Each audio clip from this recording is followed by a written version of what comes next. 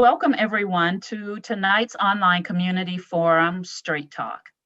My name is Pam Duncan. I am the President and CEO of Metropolitan Development Council. Typically, I am joined by my colleague Twyna Nobles from the Tacoma Urban League, with whom MDC is partnering for this series of conversations. During the month of October, Ms. Nobles has taken a sabbatical. We are joined tonight by Amanda Westbrook, who serves as our moderator throughout tonight's conversation. Miss Amanda. Thank you, Miss Pam. I love that you called me Miss Amanda. Tonight's conversation is our 24th in a series of discussions. Wow, where did that go? Where we are diving into different ways that COVID-19 is impacting Tacoma and Pierce County. Tonight, we host a special candidate forum for the Office of Pierce County Executive. And our wonderful guest tonight is Larry Seaquist.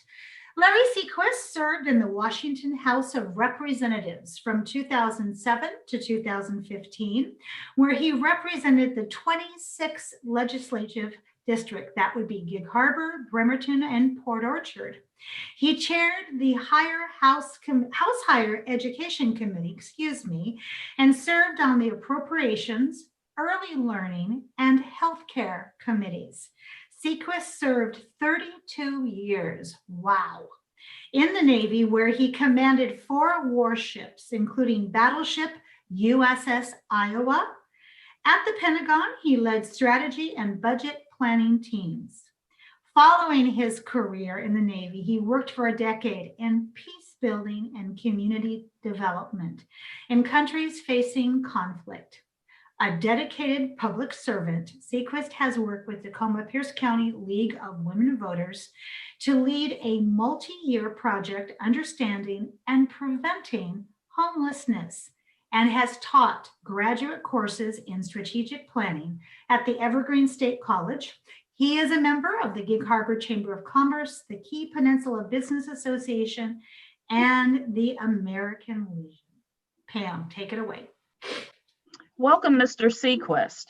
And for all of our listeners, just a reminder that we continue to be here for the community throughout the COVID-19 crisis, with new conversations with a purpose every Monday evening at 5 p.m. The most important message throughout this series of conversations is that there is hope for our community. Our focus is to create space in each meeting to talk about resources and things that we all can be doing to help get us through this pandemic, and things that affect us and our society. Pam, we'd like to take a moment to acknowledge that this meeting is being conducted on the indigenous lands of the Puyallup people. We gratefully acknowledge that we rest on the traditional lands of the Puyallup people, where they make their home and speak the Lushootseed language. Throughout today's conversation, as Pam said, you can submit questions to be addressed by our speaker using the question and answer function in Zoom. We cannot promise that we will have time to consider every question, but we will make our best effort, as always, to get through the list in our allotted time. All right, let's get started. Good evening, and I want to check in first off with each of you, being Larry, because you've given me permission, Mr. Seaquist, to call you Larry. Thank you for that. And Pam, and this question is a question we ask all the time. And I want to find out how you are holding up today. And what I'm really looking for is I'm looking for you to tell us, how's your heart feeling? So Mr. Seaquist, otherwise known as Larry, would you please start? It's a wonderful question. My heart remains optimistically apprehensive, I guess I would say. I'm worried about us, but I've got enormous confidence, and here's a way to think about this. We don't have to read about this history. We have the privilege right now of standing at a critical moment of history. We're at the right place at the right time to make a difference. So I feel very privileged right now to be where we are, and that all of us, everybody on this, we've got an opportunity now to really make a difference. Thank you for that. Pam, what's your heart feeling today? I really have to echo Mr. Seaquist's sentiments that we're on the precipice, and we are at the very same time in a space where we can make a difference. I am hopeful about that. I'm so hopeful because we've already broken records in terms of the number of folks who have cast their ballots prior to Election Day. So Yeah. I'm hopeful.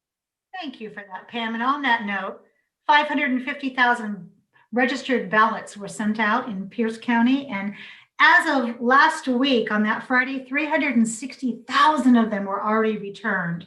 That is record breaking. Wow. So Mine was one of them. Yeah, mine that's too. I can see Rob going, my too. We just can't see Rob right now. So I want to start out with, after hearing how your hearts are, Larry, can you address why you are running for this office and what platform you hope to push forward if you are elected? Thank you. Yeah, and here's the way I approach it. Back to the theme of your conversation, living in a COVID time. The virus, I think, didn't create most of the problems that we're seeing now. The virus revealed that America had profound disparities, that our economy was highly unequal, that our politics had become dysfunctional, that we'd failed to respond to our climate change. It revealed a set of problems, and it left us with enormous unemployment, pretty grim prospects. So my answer, Amanda, is that my view is we're down in a deep hole. The virus didn't dig it. We've got to make sure we don't dig it any deeper. We need to climb out of this hole. If we don't climb out of it, we're going to be stuck in a long-term depression with profound disparities continuing. So the reason I'm running is to say that together here in Pierce County, we can climb out of this hole. We can climb out of it with equity, and that we can build in Pierce County a better future for ourselves.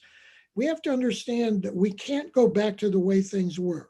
We have to build forward into a new kind of political, economic society that's genuinely equitable. So that's the opportunity we have. So if I had a platform, it would be this vision and strategy, the vision that we can be the world that the founders thought America could be, and that we're capable of building that. Finally, I'd say, why Pierce County? Because we're a package of democracy. Pierce County headed towards 1 million people, 23 cities and towns. Half of those people live in unincorporated Pierce County. We're a place that ought to be able to manage ourselves. We're larger. 2 of the states are smaller than we are. If we were in the United Nations, there would be 40 countries smaller than Pierce County. So we've got an opportunity here to rebuild democracy one county at a time, starting here. Very well said. So Larry, what do you see as the biggest issue facing whomever will become the next Pierce County executive? So a way to think about it is, where ought we be? What would we like to achieve, and what's the problem of getting there? If I put it in one sentence, it would be that everyone in Pierce County should be healthy, housed, equipped with the knowledge and skills needed to compete in today's economy and meaningfully participate in this state's democracy. Everything except those first two words, healthy and housed, is part of state law from the Supreme Court. Now, if we were healthy, housed, equipped with knowledge and skills, competing in today's economy, and meaningfully participate in this state's democracy, we would be doing a lot more for the virus. We would be working on homelessness. We would radically increase our education and skill levels, and we would invite people back into participation. So it's that kind of set of problems to climb that ladder to that future, I think it's a complicated set of doing everything together, not just solving one problem. Well said, very well said. So I want to ask you this question because the rest of our time together is going to be talking about historic intersectionality of institutional racism. We're going to talk also about homelessness and evictions.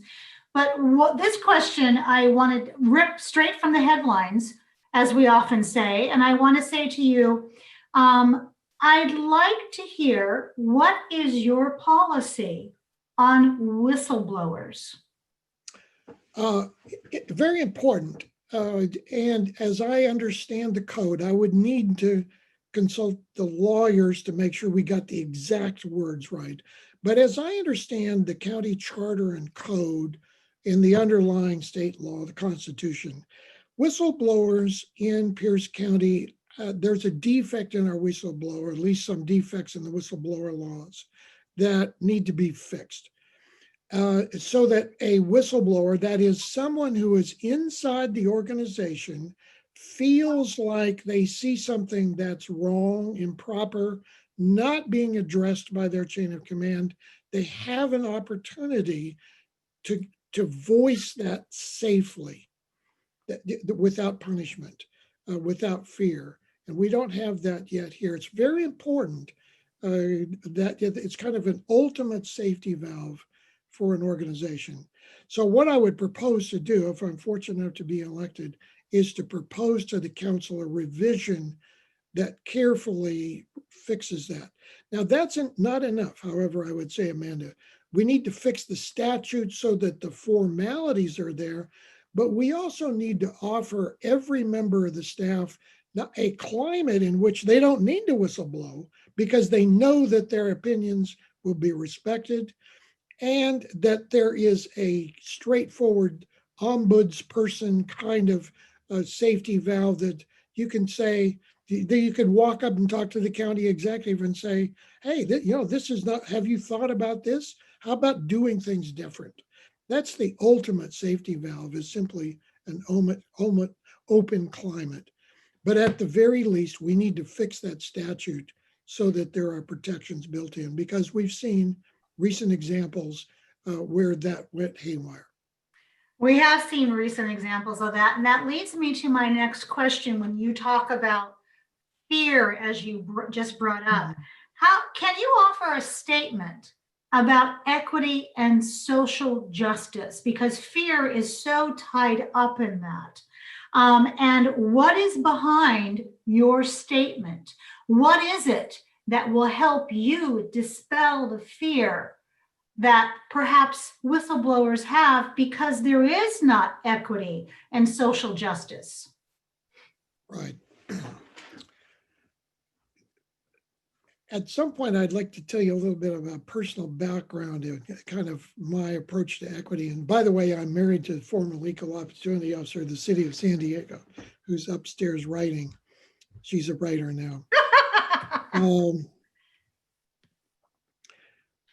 The direct answer right now about equity and social justice is that we can't climb out of that hole. We cannot create a better Pierce County. We cannot emerge from the virus plus the inequities, that we can rebuild our economy unless everybody is there. This is a remarkable time in American history. We can't just make this white middle class recovery, or we will not recover. That we will simply be stuck in a permanent recession. We will be stuck in this set of crises. America and Pierce County needs to understand that the only way forward is equity, which means that it's the front engine, it's the front wheels of where we go is equity. That needs to be the engine of us, if we can use our engine to climb out of the hole. We simply have to address everything: the economy, participation, the way the government works, social services, homelessness. We have to have equity at the front of all of those actions. So based upon that, how would you work to address the historic systemic issues with how Black, Indigenous, Right. and people of color have been treated by law enforcement in Pierce County? Right. And important that we'll talk about law enforcement. We also need to talk about making sure that the climate, the formal organization of the county is hiring, promoting, treasuring, respecting everybody, that's a diverse, not just to be statistically diverse, but to make sure that the county staff is accessing, is tapping into, is thriving because of the vision, wisdom, experience of the Black community, Latino community, immigrant communities, that all of that expertise, experience is involved. Now, here's a way that I've thought about getting at social justice, is to think about, we need to talk about both the civil, the justice side, and kind of the economic equity also. What we could do, I said we've got 23 cities and towns, we've got 19 police departments. We cannot simply go around and let those 19 police departments, 23 cities and towns in the county, and how many other participants would be involved, one-off think their way through new relationships between police officers, social service workers, and so on. So what I would propose is that we consult the various communities, the geographic communities, the Black community, the other communities around, and we would develop a set of principles about what we meant by social justice, equity, from what laws we thought we, how police operated, how many social service workers were co-responders, what the prosecutors did, how our jails, the whole system end to end. Take that simple set of principles to the voters in a way we would take the ambitions of Black Lives Matter, or all of our ambitions for what America could be, and say, voters, here's a set of principles that we would like this county to operate on, and vote on them so that they would be binding on the county and guiding to those cities and the police departments. So Larry, based upon that, so if we were to do that, that would mean we would have to wait 2 more years to vote on that. So what are you going to do right now, should you be elected? You've talked about getting groups of people together. Would that be much like a citizens advisory committee that Tacoma already has? No, and first of all, Amanda, I would say we could go much faster. We don't need to wait 2 years. We could go in and simply take the next special election. We'd want to take a few months to make sure the communities were careful. This was a real conversation. It wasn't just a show. It was deeply involving everybody. So I would think in 6 months, 3 to 6 months, you ought to be able to seize that issue. Now, the immediate things you can do at the county is to make sure, again, your hiring practices, that the county itself is operating. And the one thing that I have, and working with Pam and the others who are deeply involved in the Homeless Coalition, we need to go look at every one of the county's social service programs. The county in general is the conduit for federal, state, our money going through many different agencies, local community organizations, is to go measure the results. Now, we know the result would be that African Americans are 4 to 7 times more likely to be homeless. So there's something wrong with our homeless response system. We're basically funding white middle white, formerly middle class people to respond to recover from homelessness. Somehow our social service system isn't correcting that disparity. So I do think that was what we need. We need to look at the transit system. Why is the transit system not serving the lowest income people around the county? So if we went around and made sure that our systems were equitably serving the community and that we took affirmative action to make those services, I think we would have a heck of an agenda in front of ourselves. All right. We are currently living through a time of civil unrest. I mean, I personally say we've had a civil war for the past 400 years. We're just now waking up to it. Yeah. So we have this time of civil unrest, and many in our community, Larry, stand up for their rights and make their voices heard. What is your view of this ongoing struggle, especially in terms of how it relates to Black Lives Matters movement?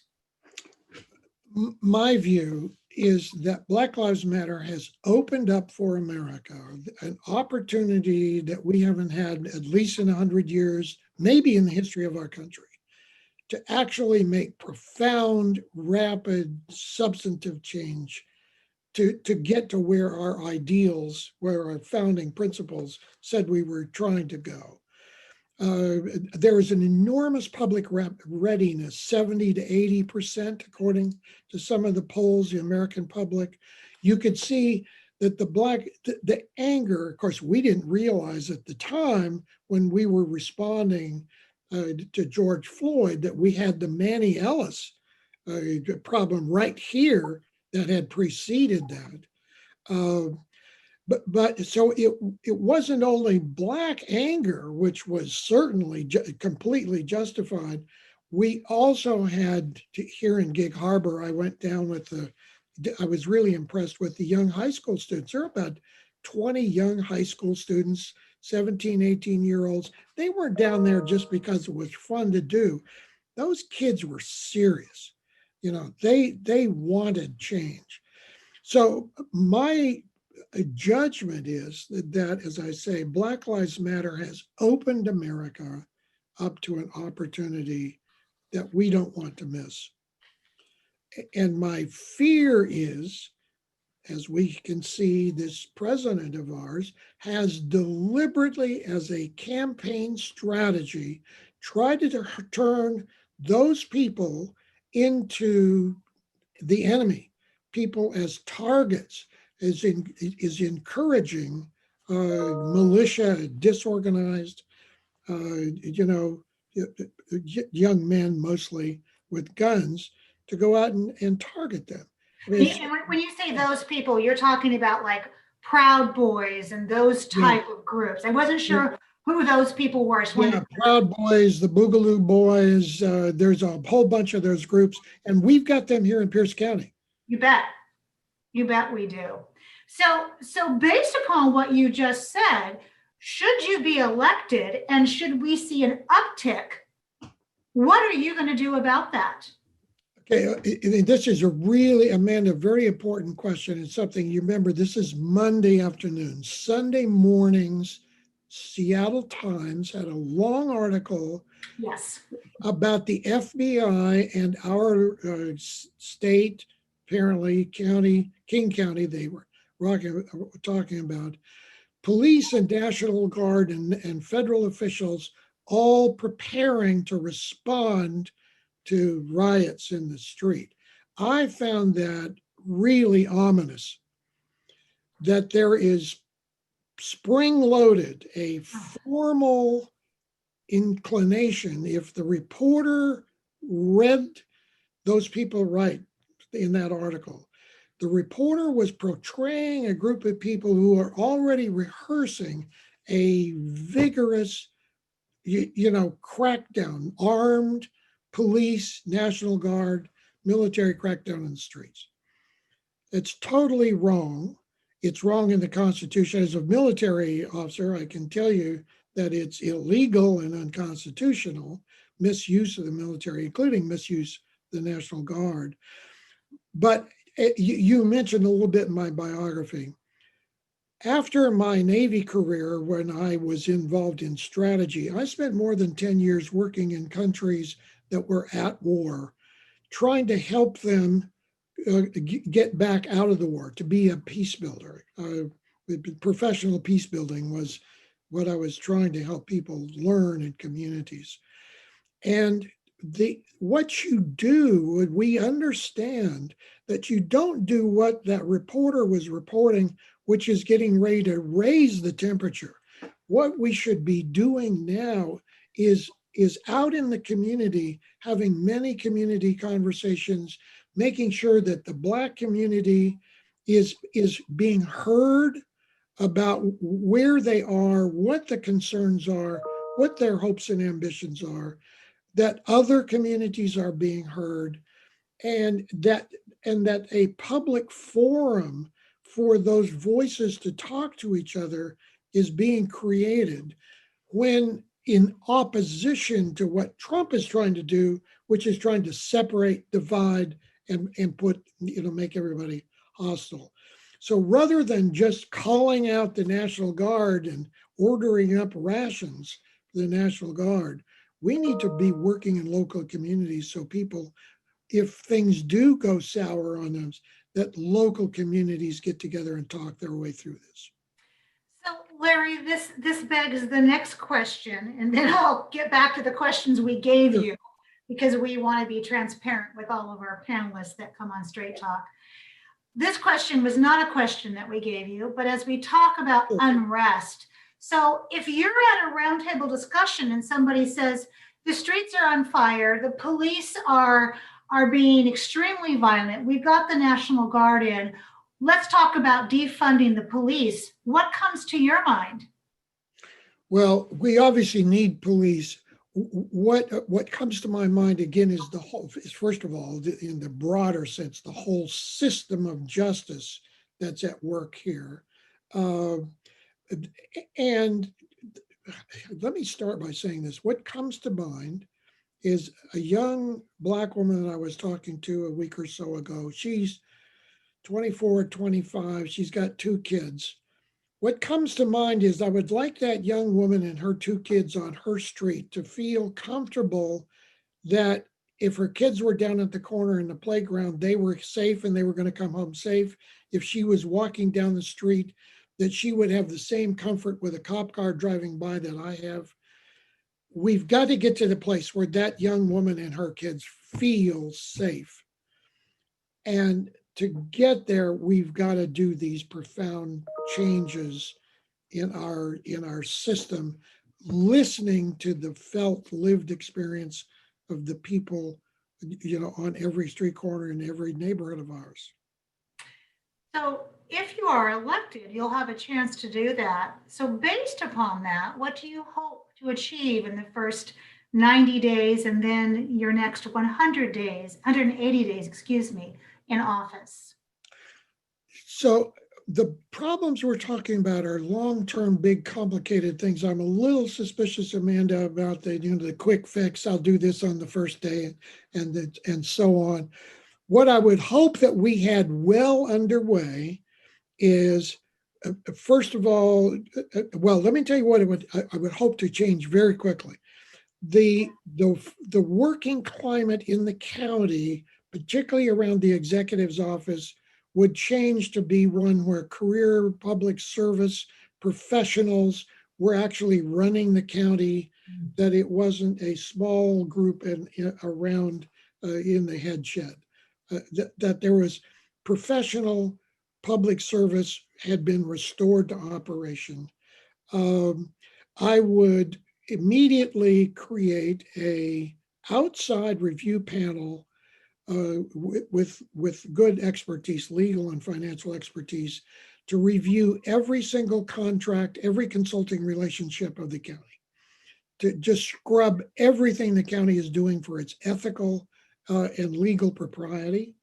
And I would immediately try to begin with the county involved, everybody in the county involved, rebuilding the budget.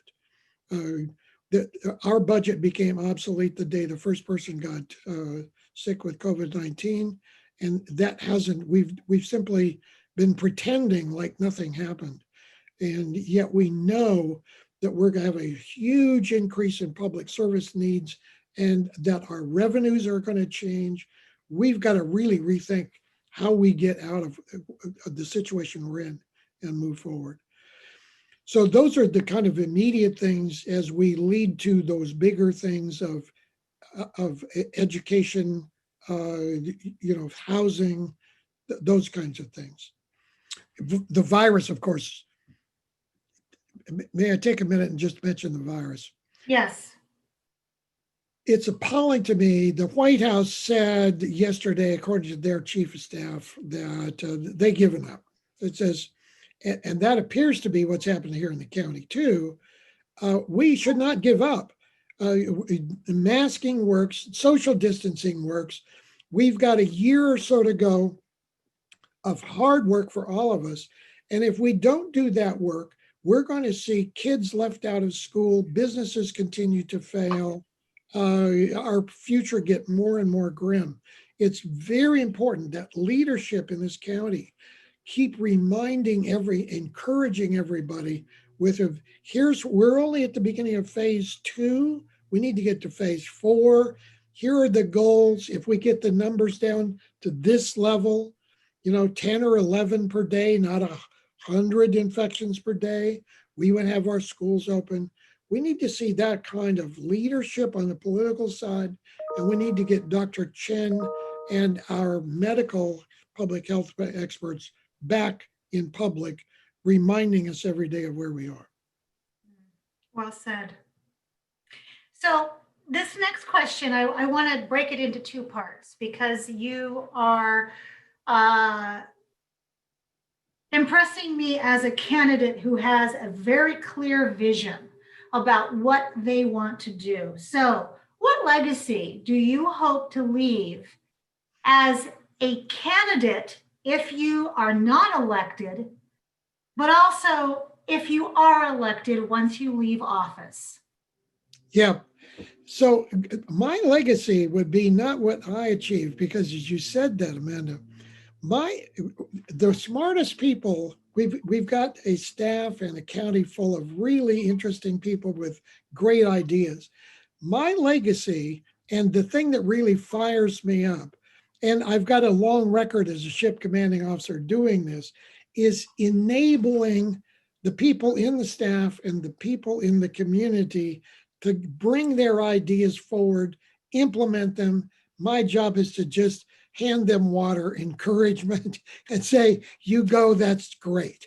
So my legacy would be a county which had pulled itself out of this deep hole, created a new, a kind of a model economy, a model society that had equity, that we had been able to manage ourselves in a way that we lifted ourselves out of this hole.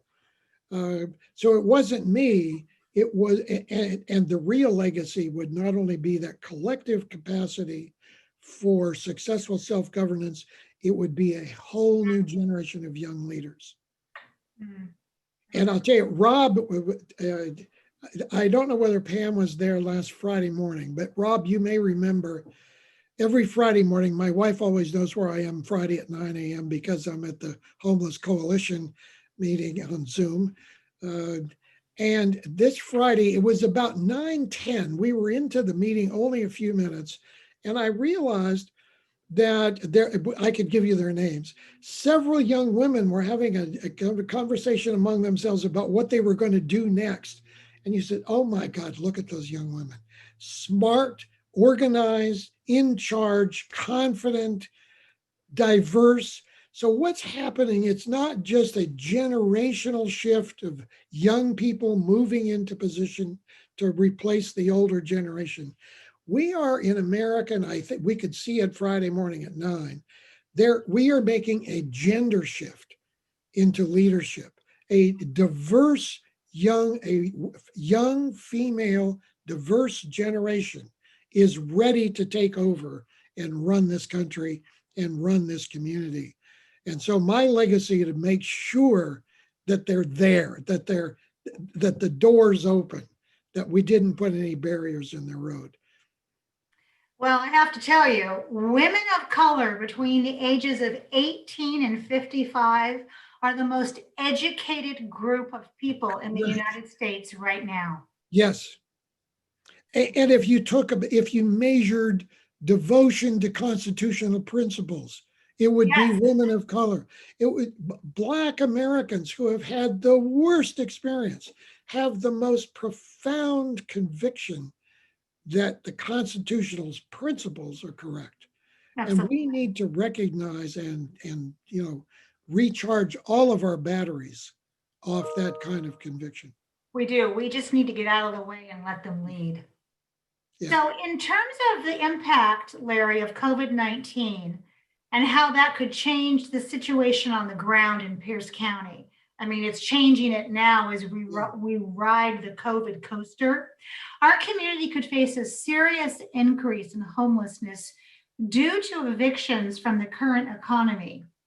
In your role as Pierce County executive, how would you work with the community to find creative solutions to drastic increase in homelessness? Yeah, and as you may know, I've written about Garrett Nyland, and I co-authored an op-ed, several months ago, worrying about this. And all of the signals are still that we've got this avalanche of homelessness approaching us. One specific thing that I think, and again, this falls into that quick action, that effective quickly. We need to, using Garrett Nyland's term, we need to have somebody in the county who, quote, owns the homeless space. We've got a lot of uncoordinated. You've got Pam and her organization and dozens of others, wonderful organizations filled with really smart, hardworking, overworked and underpaid people. But we're not doing the whole integrated trade-off. I don't see that as something where the county executive kind of commands that in a formal, old-fashioned chain of command. It's a much more difficult, diffuse, hybrid organization, partly government, partly the social service agencies, partly local communities. And we need to create a kind of a collective self-management structure where all of those trade-offs, all of those factors, including mental health, policing, all of those things are juggled together in an intelligent way. So creating that kind of collective, affirmative self-management of the whole homeless space would be one thing. Another thing is data. We're still flying blind. I call it the gazintas. The numbers gazinta the computer, but nothing comes back out. And we simply don't know much about the total cost of the homelessness in the jails, total cost of homelessness in the ERs, to the EMTs, every place. If we need to add all that up, we need to track the progress of people through the homeless response system. And we especially need to escape HUD's crazy law that you can't count somebody homeless until they were outside last night. We've got to be able to enumerate and register people who are on the near edge and be able to respond where they are before they become homeless. So that's another thing I would do, is try to really equip this a new management system, comprehensive management system facilitated by the county, carefully overseen by the county executive with data. Our beloved Pam has a question. Pam, go right ahead. Thank you, Amanda, and Mr. Seaquist. Thank you so much. I am truly enjoying this conversation. I really appreciate that you've elevated the issue of not only homelessness, but you also mentioned mental health. And I have a question for you, but first I'd like to say, in case people are wondering why we are interviewing only Mr. Seaquist, we did reach out to both of the county exec candidates and repeatedly, and we only received a response to join us on Straight Talk from Mr. Seaquist's office. So thank you again. My question really pertains to the issue of mental health. And as you are aware, in Pierce County, there have been several failures by County Council to pass the 0.1% mental health sales tax. And as a matter of fact, because the county did not pass it, that was how the city of Tacoma was given the opportunity to pass that sales tax. If you are elected as the county exec, and understanding that this is a county council process that is implemented by vote, but as a county executive, what would you do to promote and advance an understanding of behavioral health and how it impacts our community? Right. And of course, I've been on the record for a long time that the 1/10 of 1% is a very important. It's important. It's not enough, but we should be doing that immediately. And Pam, late last week, there was remarkably from the U.S. Congress that you don't expect anything from. A committee, a bipartisan committee of Congress issued a mental health report for the whole country with some just jaw-dropping statistics. Since 2019, in the last 12 months of whatever that interval up till recently they measured, the emotional behavioral health problems in America tripled. The number of people with measurable, clinically concerning behavioral health, suicidal problems, depression tripled in a year. We know that our schools, even when I was chair of House Higher Education Committee, I had testimony several years ago from our college public health, mental health people that as many as half of our college students had clinical need for therapy support while they're going to college. So this is a profoundly important problem, and we need to understand that you don't just address it in a separate, well, I'll give some people some counseling. Again, it needs to be integrated, I think. We need to recognize that mental health and the homeless problem, or whether you've got the right kind of job, all of those things get together, work together. And so we need to be comprehensively recognizing and approaching behavioral mental health. In the legislature, I recall voting to make sure that mental health problems were treated the same. We used to say, the whole body, including everything from the neck up in the health program. So I just say, again, we need to look at everything we're doing in light of this profound need in our community to see what we can do. And a lot of it may be that our communities have become so divisive.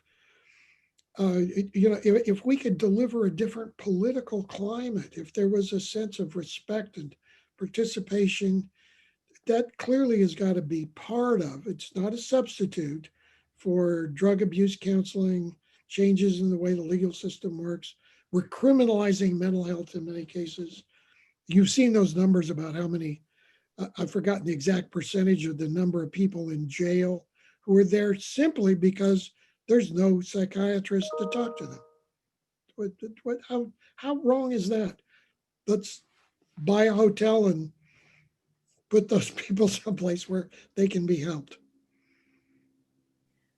Larry, my next question is a ripple effect of something you've said when you said we have, and you mentioned MDC and all these other outstanding nonprofits and NGOs that we really need to come together and address some issues because we have so many great organizations doing great things, but not collectively. And that can be for many, many reasons. Right. When we think about the housing moratoria, which is due now to expire December 31st, what will you do to expand the role of a a financial institution banking conversation in this? Because so far the conversation has been landlord, tenant, and it goes back and forth, but we're not getting the financial institutions, the Fannie Mae's, all of them involved to really start being a part of that conversation so we can get some relief for both sides of the fence. What will you do to help that conversation? Well, we mentioned Marilee's HUD before, and certainly the Institute for Dialogue and Resolution would be, and their colleagues would be very valuable here. On the financial side, Amanda, I have wished, if we could rewind the tape, I don't know if it's too late or not, we should have gone to our local financial industry, the people in the real estate and in bankers, and said, I've got $158 million. We need to move that rapidly through a bunch of social service agencies. How could you, bankers and financial engineers, develop a system that would move it through? Because we ended up with a lot of that money stuck, in the bramble bushes of various bureaucracies. In fact, I was on the phone this morning with someone from the Latino community, very concerned that maybe even some of those brambles had been grown by our own bureaucracy and put in the road. So I do think that we should have we should pull in those experts about how we could finance, move money around. One of my last two questions for you is, other than the normal stresses of a political campaign, which they are huge, what else is keeping you up at night? The risk of violence. I have, because of my military background, when I wasn't at sea, I was in the Pentagon doing strategy. So I spent a number of years living side by side with CIA and defense intelligence agencies, watching the world, watching countries come apart and descend into violence. And then I spent, as you know, 10 years traveling into those countries, trying to help them pull themselves way back out. And as you can see in Seattle or Portland or Kenosha or the other places, if a community descends into violence, it is very difficult to get yourself back out. You disrupt, destroy many of the basics of civility in that community. So what I really, really worry about every day is where we are, how we could prevent an eruption. And we know that in these times of crises, it's crazy little things. It's a wild card. Something weird happens, and all of a sudden the community blows up into violence. So I'm really concerned about that. And I would like to see right now, this is not an election issue. This is a now, today, next week or few that happened. And we've got to get ready for, as the Seattle Times article was signaling to us, we need to get ready to manage ourselves through the next 2 or 3 weeks in a way where Pierce County stays stable, that we're still talking to each other, that we haven't let ourselves be torn apart by that violence. We're capable of doing that, and I would like to see us, actively creating the ability to keep talking with each other, and including intelligence. Remember how upset we all were when we discovered that there had been this intelligence operation collecting lists of who was out there on the streets in Tacoma, Pierce County. Wow, that was not a healthy thing to happen, but the community does need to have knowledge of who those Boogaloo boys are. Where are they? Are there threats coming on now? We need to be feeding everybody in the public some information so that social media rumors are not capturing everybody's imagination, that we're all dealing with the facts. I know that Pam is deeply involved in this when she's listening to people who are living on the street and also in fear. Pam, what do you want to add to that? So one of the questions in the Q&A was, who are you worried will turn violent? And I was reminded of the statement that Donald Trump made when asked to denounce the white supremacy groups. His response was, stand down and stand by.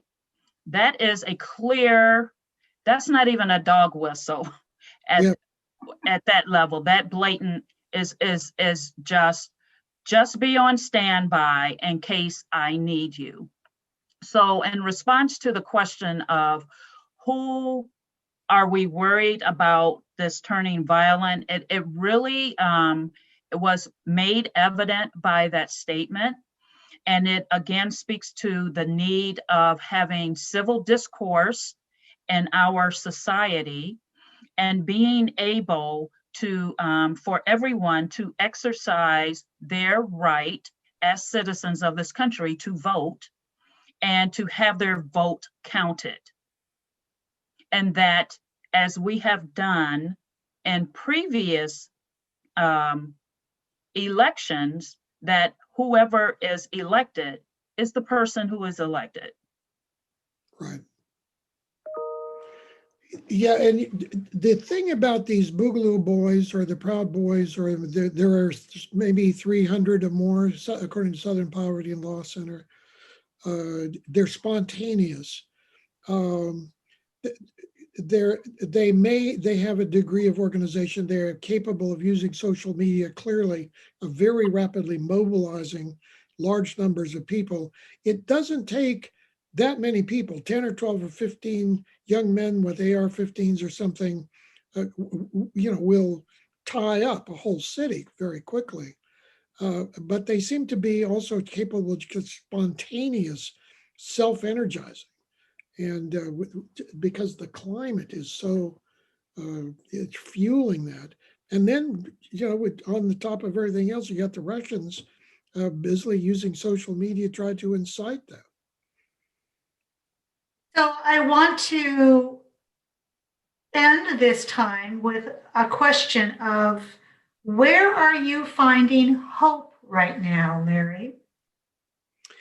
From two places. One, because out here on my screen, I'm looking at you folks and Pamela Duncan and all the other people around the community.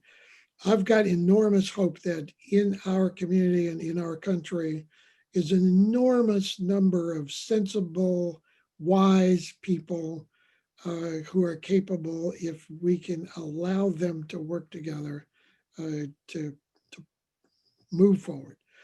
And as I mentioned much earlier, it's that image from last Friday morning's homeless coalition, when I saw those 4 or 5 young women rapidly talking among themselves about how they would organize.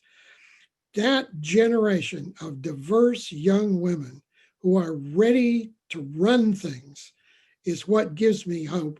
And that's why I'm doing this. I have an opportunity, I think, to contribute skills and experience at running organizations, at strategy, at budgets. I've got the opportunity here to kind of open that world up so that they can take over. That would be my real legacy. Whole new generation. I love that answer. As Amanda Westbrook, just Amanda Westbrook, not MDC, not Tacoma Urban League. I love that answer. So you have been a breath of fresh air. And as I always say, Pam, drive us home and tuck us in. It's time. And I will say, if I may, I'm sure that everyone listening to this will find many things that said, no, Larry, you didn't have it quite right. What I am committed to is to say, okay, well, how could we do it better? What's your idea? And I have to tell you, that is what I've walked away with, is that you know enough, and you also know enough to surround yourself with amazing people. Yep. So with that, Miss Pam, help us say good night. Good night. This has been great. It has been, as Amanda mentioned, it has been refreshing, and you really daylighted a lot of issues that typically people are not so candid about talking about, Mr. Seaquist.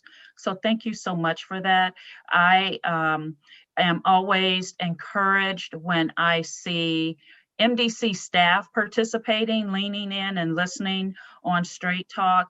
And I know from some comments that I've received since we've been talking that people really appreciated hearing from you. So again, we thank you for your time.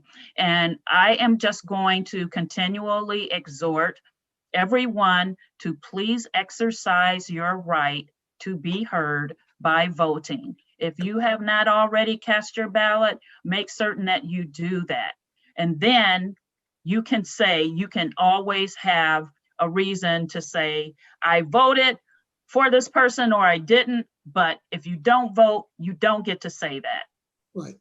Okay. All right. Thanks everyone for participating. We will see you next week for another exciting episode of Straight Talk. Have a good night. Thank you so much. Bye-bye. Good night. Bye.